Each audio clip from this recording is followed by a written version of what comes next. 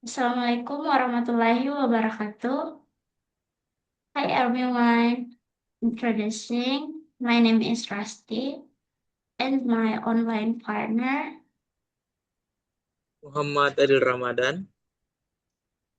So today we're going to talk about the idea of the global business next door based on a talk by Scott Zewest.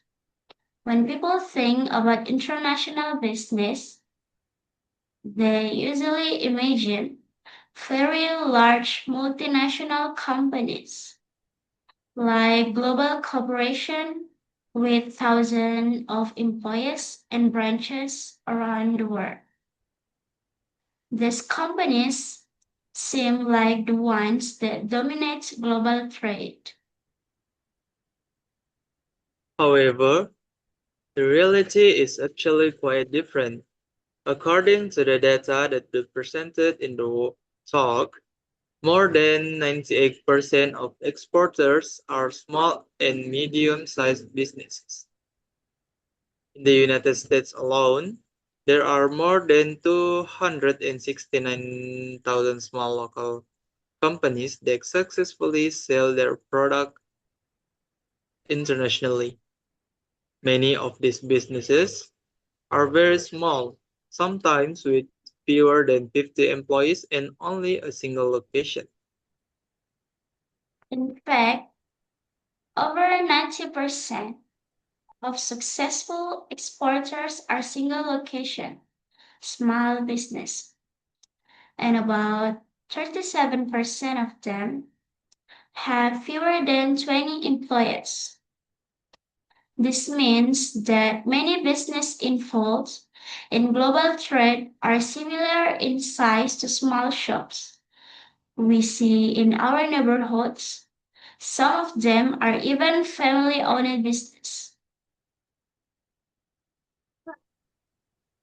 Another interesting fact in, is that many of these companies are run by women.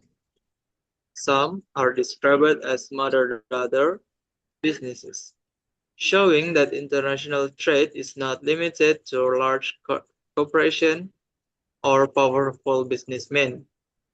Instead, ordinary entrepreneurs with small companies are also participating in the global market. You may wonder what kinds of product these small businesses export. The answer is almost anything. For example, small companies export items like costume made part of off-road vehicle, material for dental molds, luxury houses for kids, special webcams that designed for pets, orthopedic products, woodworking tools, skateboards, and even stand-up pedal boards. One of the most interesting examples mentioned in the talk is small company that sells steampunk costume jewelry. Steampunk is a style inspired by the Victorian era and the Industrial Revolutions mixed with science fiction and fantasy themes. Fans of this style often wear unique costumes on conventions and events. Originally, the owners of the small business didn't plan to export the product. Their initial idea was actually to import jewelry from cities like London, Hong Kong, or Beijing and sell it locally to steampunk fans. However, they couldn't find supplier that product the type of jewelry they wanted. Because of this problem, they decide to design and manufacture the jewelry. and sell it through their website. At first, they expected their customer to be local buyer who needed accessories for custom events.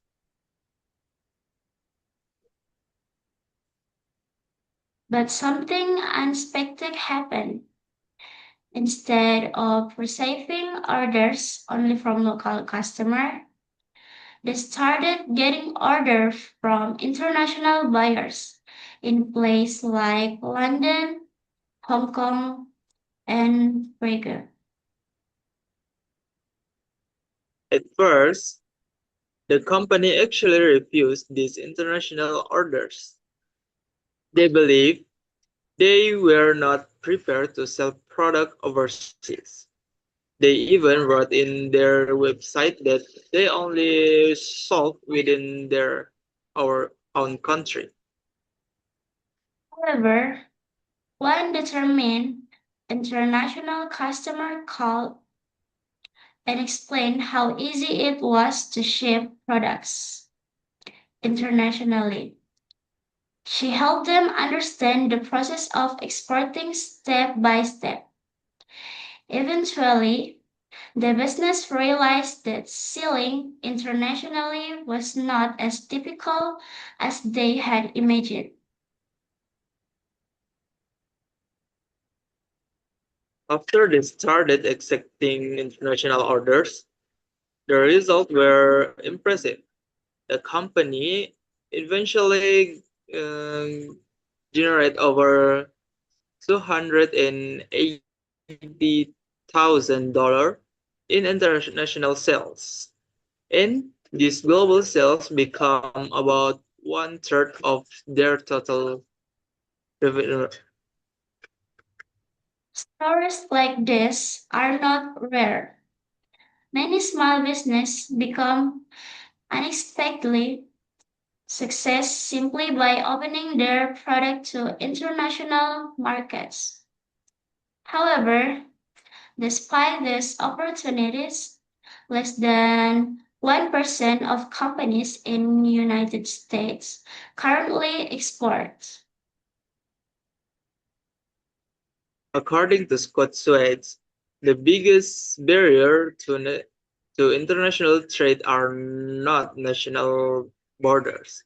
Instead, the biggest barrier are self-imposed mental barrier created by businesses owner themselves. The first barrier is doubt. Many business owners doubt that there are international customer interest in their products.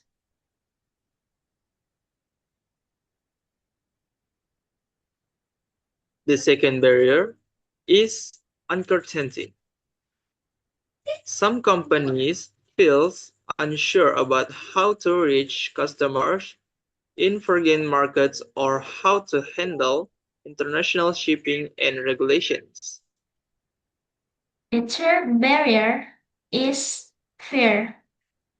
Some business believe that exporting is very risky and that many problems might occur, such as loss, damage, theft, or complicated legal issues. However, research actually shows the opposite.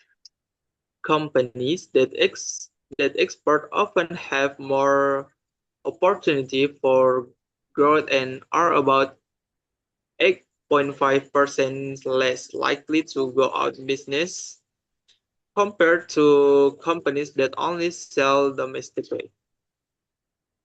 In other words, expanding into international markets can actually make business stronger and more stable.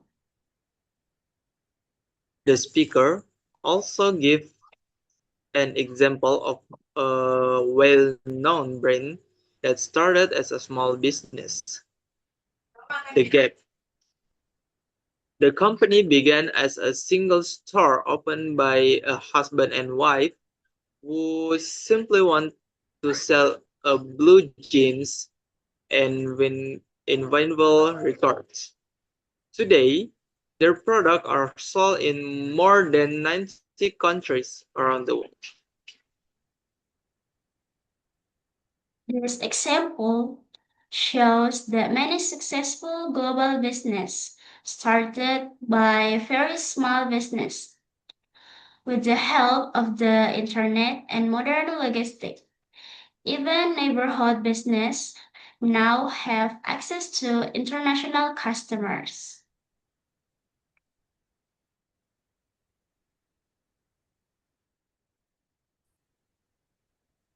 In conclusion, the main message of the global business next door is that global trade is no longer limited to large corporations.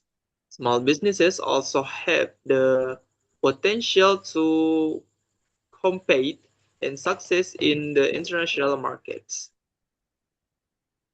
Today, the world is more connected than even before. For many business, the global market is no longer far away. Instead, it is just one click away. As Cotsworth explained, the world is like a neighborhood knocking on the door, ready to do businesses. The question is whether businesses are willing to open the door and take that opportunity. So that's all from us. Thank you for listening. Wassalamualaikum warahmatullahi wabarakatuh.